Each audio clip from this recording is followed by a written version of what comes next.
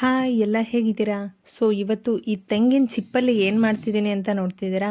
ಆಮೆ ಬಂತೊಂದು ಆಮೆ ಅಂಥೇಳಿ. ಸೊ ಈಗ ನಾವು ಆ ತೆಂಗಿನ ಚಿಪ್ಪಲ್ಲಿ ಆಮೆನ ಮಾಡೋಣ. ಸೊ ಇದಕ್ಕೆ ಬೇಕಿರೋದು ಫೆವಿಕ್ರಿಲ್ ಅವರ ಮೋಲ್ಡಿಟ್ ಬರುತ್ತೆ. ಇದು ಇರುತ್ತೆ. ಈ ಎರಡನ್ನೂ ಮಿಕ್ಸ್ ಮಾಡಬೇಕು. ಹೇಗೆ ಮಿಕ್ಸ್ ಮಾಡಬೇಕು ಅಂದರೆ, ಸೊ ಎರಡನ್ನೂ ಸಮ ಪ್ರಮಾಣದಲ್ಲೇ ತೊಗೊಂಡು ಮಿಕ್ಸ್ ಮಾಡಬೇಕು, ಇಲ್ಲಾಂದರೆ ಅದು ವರ್ಕ್ ಆಗಲ್ಲ. ಸೊ ಅದು ಬಿಟ್ಕೊಂಡು ಹೋಗ್ಬಿಡುತ್ತೆ. ಎರಡನ್ನೂ ಸಮ ಪ್ರಮಾಣದಲ್ಲಿ ನೀಟಾಗಿ ಅದೆಲ್ಲದೂ ಈಗ ವೈಟು ಮತ್ತು ಕ್ರೀಮ್ ಆ ಥರ ಇದೆ ಅಲ್ಲ ಕಲರು, ಎರಡೂ ಸೇರಿ ಒಂದೇ ಶೇಡ್ ಆಗುತ್ತೆ. ಅಲ್ಲಿವರೆಗೂ ನಾವು ಮಿಕ್ಸ್ ಮಾಡ್ತಾನೇ ಇರಬೇಕು. ಸೊ ಅದನ್ನು ಮಿಕ್ಸ್ ಮಾಡಬೇಕು.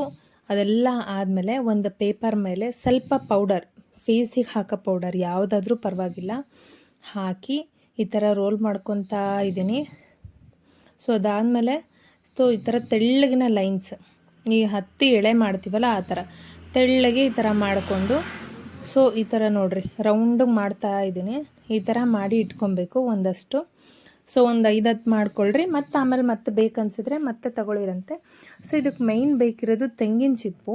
ಆ ತೆಂಗಿನ ಚಿಪ್ಪು ಹೇಗಿರಬೇಕು ಅಂದರೆ, ತುಂಬ ದೊಡ್ಡದಾಗಿರಬಾರ್ದು, ತುಂಬ ಚಿಕ್ಕದಾಗಿರಬಾರ್ದು, ಮೀಡಿಯಮ್ ಆಗಿದ್ದರೆ ತುಂಬ ಚೆನ್ನಾಗಿ ಬರುತ್ತೆ. ಸೊ ಅದು ಶೇಪ್ ಕರೆಕ್ಟಾಗಿರಬೇಕು, ಆಫ್ ಕರೆಕ್ಟ್ ಕಟ್ಟಾಗಿರಬೇಕು. ಸೊ ಹಾಗಾದರೆ ಇನ್ನೂ ಚೆನ್ನಾಗಿ ಕೂರುತ್ತೆ, ಇಲ್ಲ ಅಂದರೆ ತಗ್ಗು ಎಗ್ಗು ಆಗೋ ಥರ ಆಗಿಬಿಡುತ್ತೆ. ಸೊ ನೀಟಾಗಿ ಕಟ್ಟಾಗಿರಬೇಕು, ಒಳಗಡೆನೂ ನೀಟಾಗಿರಬೇಕು, ಹೊರಗಡೆನೂ ಎಲ್ಲ ಗುಂಜು ಥರ ಬಂದಿರೋದನ್ನು ತೆಗೆದ್ರೆ ಇನ್ನೂ ಚೆನ್ನಾಗಿ ಬರುತ್ತೆ.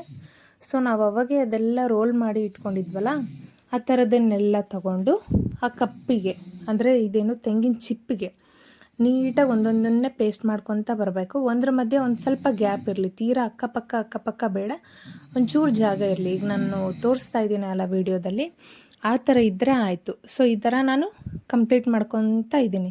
ಸೊ ಮತ್ತೆ ಫೆವಿಕ್ರಿಲ್ ಕಡಿಮೆ ಬಿತ್ತು ಅಂದರೆ ಮೋಲ್ಡಿಟ್ಟು ಇನ್ನೊಂದು ಸಲ ಕಲಿಸ್ಕೊಳ್ರಿ, ಎರಡನ್ನೂ ಮಿಕ್ಸ್ ಮಾಡ್ಕೊಳ್ರಿ. ಬಟ್ ನೆನಪಿರಲಿ, ಸಮ ಪ್ರಮಾಣದಲ್ಲಿ ಮಿಕ್ಸ್ ಮಾಡಬೇಕು. ಸೊ ಈಗ ನಂದು ಒಂದು ರೌಂಡ್ ಕಂಪ್ಲೀಟ್ ಆಯಿತು. ಸೊ ಆರಕ್ಕೆ ಬಿಟ್ಟಿದ್ದೀನಿ ಒಂದು ಸ್ವಲ್ಪ ಹೊತ್ತು. ಆರಾದಮೇಲೆ ಮತ್ತೆ ವಿಡಿಯೋ ಕಂಟಿನ್ಯೂ ಮಾಡಿದ್ದೀನಿ.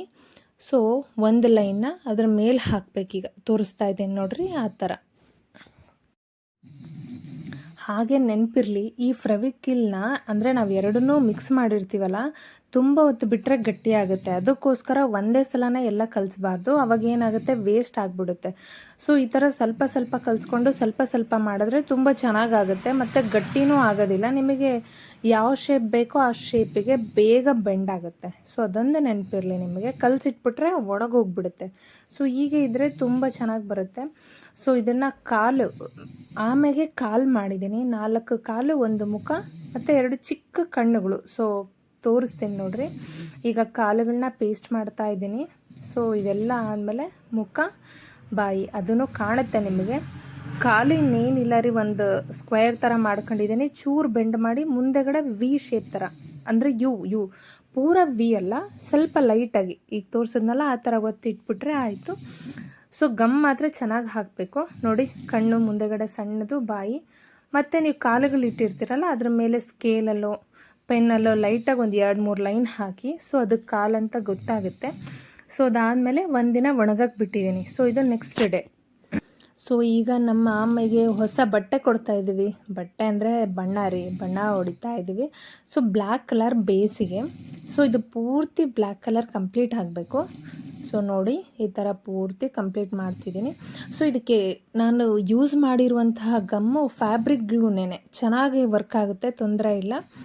ಸೊ ಇದೆಲ್ಲ ಪೇಂಟ್ ಮಾಡಾಯಿತು. ಪೇಂಟ್ ಮಾಡಾದಮೇಲೆ ಒಂದಿನ ಒಣಗಬೇಕು. ನೀಟಾಗಿ ಒಣಗಿದ್ರೆ ನೀಟಾಗಿ ಕೂರುತ್ತೆ, ಇಲ್ಲಾಂದರೆ ಮುಟ್ಟಿದಾಗ ಕೈಗೆಲ್ಲ ಹತ್ತಿ ಬಿಡುತ್ತೆ, ಮತ್ತು ಫಿನಿಶಿಂಗ್ ಚೆನ್ನಾಗಿ ಬರೋಲ್ಲ.